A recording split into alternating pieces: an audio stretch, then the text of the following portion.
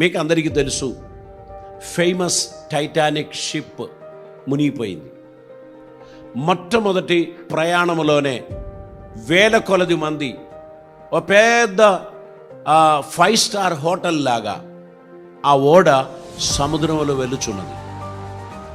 అది కొంత దూరం వెళ్ళి ఆటలు పాటలు తినుడు త్రాగుడు అంతా జరుగుతున్న సమయంలో ఎక్కడో ఒక షిప్ నుంచి ఒక సందేశం వచ్చింది. మీరు వెళ్ళుచున్న మీ ఓడకు ఎదురుగా ఒక మంచు కొండ వస్తూ ఉన్నది. పర్వతం నుంచి మంచు కరిగి ఒక పెద్ద కొండలాగా అది మీ ఓడకు సమీపంగా వస్తున్నది, జాగ్రత్త అని చెప్పాడు. ఈ మెసేజ్ అందినటువంటి వ్యక్తి టైటానిక్ను ముంచడం దేవుని వలన కూడా కాదు అని చెప్పి దాన్ని నిర్లక్ష్యం చేశాడు. టైటానిక్ని గురించి, టైటానిక్ చాలా సోఫిస్టికేటెడ్, దాన్ని ఏ శక్తి కూడా దాన్ని తారుమారు చేయడానికి కుదరదు. అటువంటి సందేశాలు 3 సార్లు 4 సార్లు వచ్చినా వారు దాన్ని ఎవరికి షేర్ చేయలేదు. చూడండి, ఇటువంటి ఒక సందేశం వచ్చింది, దీని వెనకాల ఏమైనా యాథార్థ్యం ఉందా, మనం ఒకసారి పరిశీలిద్దాం అని కూడా వారు ఆలోచన చేయలేదు. అది మొదట ట్రాజడీ. వచ్చిన సందేశాన్ని లేక వార్నింగ్ను వారు ఏం చేశారు? నిర్లక్ష్యం చేశారు. వారు దాన్ని యాక్సెప్ట్ చేయలేదు. టైటానిక్ లాంటి ఒక ఓడను అది కూల్చడం అనేది కష్టం అని అనుకున్నారు. తర్వాత రెండవ ట్రాజడీ, ఆ ఓడలో ఉన్న ఆ షిప్లో ఉన్న సమస్త ప్యాసింజర్స్కు ప్రయాణం చేసి తప్పించుకోవడానికి తగిన లైఫ్ బోట్ అందులో ఉండే. లైఫ్ బోట్కు ఒక కెపాసిటీ ఉంది. సపోజ్ ఒక బోట్లో 100 మంది లేక 150 మంది ఎంటర్ అవ్వచ్చు అని అనుకుందాం. ఈ ఓడ సింక్ అవుతుంది అని తెలుసుకొని వారేం చేశారు? లైఫ్ బోట్ కిందికి దించారు. అందులో రండి రండి రండి అని చెప్పి ఫ్రెండ్స్ ఫ్యామిలీస్ వారి సగం మంది ఎక్కారు. ఇంకా సగం మందిని అందులో అకామిడేట్ చేయొచ్చు. కానీ వీరు ఏం చేశారు? త్వరగా ఆ బోటును బయటికి తీసేశారు.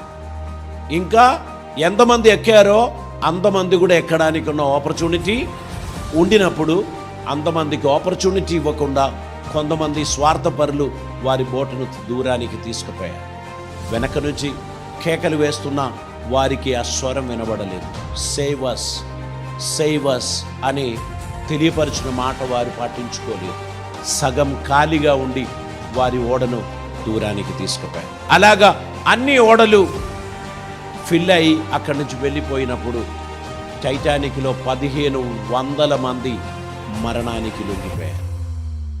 1500 పీపుల్ ఒక్క ఓడ మునిగినప్పుడు చనిపోయారు. దాదాపు 4000 మంది ప్రయాణం చేసిన ఆ ఓడలో 2500 మంది రక్షింపబడ్డారు. 1500 మంది చనిపోయారు. ఆ 1500 మంది కూడా తప్పింపబడడానికి ఉన్న లైఫ్ బోట్ ఉండే. కానీ వీరేం చేశారు? మిగిలిన వారి కొరకు వారు ఆగలేదు. మిగిలిన వారిని కూడా రక్షిద్దామని వారు అనుకోలేదు. మనం చాలాసార్లు నేను నా ఇంటి వారు మేము రక్షింపబడ్డాం. మేము ప్రతి వారం ఆరాధనకు పోతున్నాం.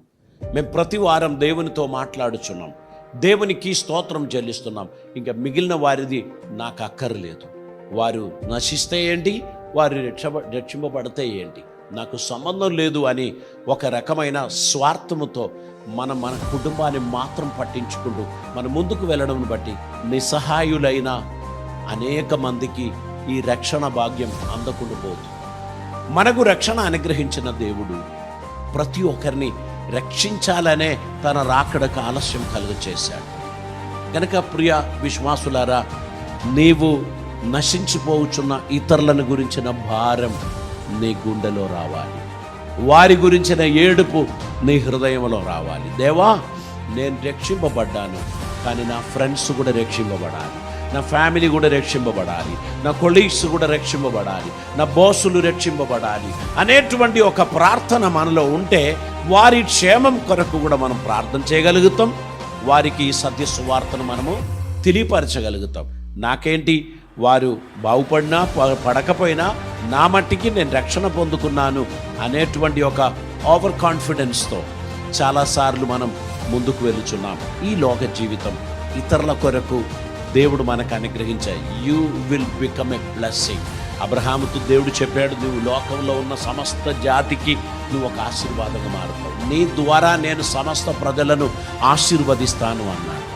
కనుక దేవుని ఆశీర్వాదం మనం అందరం అనుభవించడానికి, దేవుని ఆశీర్వాదం మనం అందరము పొందడానికి, దేవుని కృపలో మన జీవితాన్ని సమర్పించి ఆయనకిష్టులుగా మనం నడవాల్సినటువంటి అవసరత ఉంది.